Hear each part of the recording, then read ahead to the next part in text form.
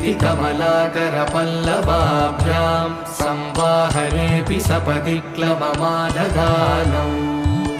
कान्ता भवान् मनसगोचरसौ कुमार्यौ श्रीवेङ्कटेश शरणौ शरणं प्रपद्ये लक्ष्मीमहीतदनुरूप निजानुभावनीलादिदिव्यमहिषीकरपल्लवानाम् आरुण्यसङ्क्रमणतः किल सान्द्ररागौ श्रीवेङ्कटेश शरणौ शरणं प्रपद्ये नित्यानमद्विति शिवादिकिरीटकोटिः प्रद्युक्तदीप्तनवरत्नमहः प्ररोहैः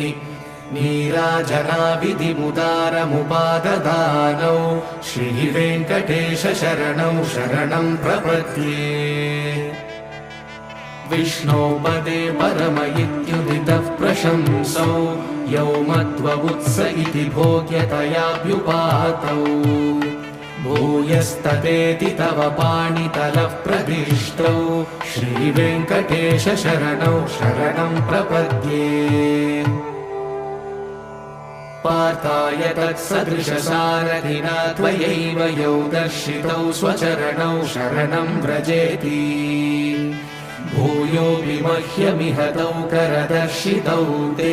श्रीवेङ्कटेश शरणौ शरणं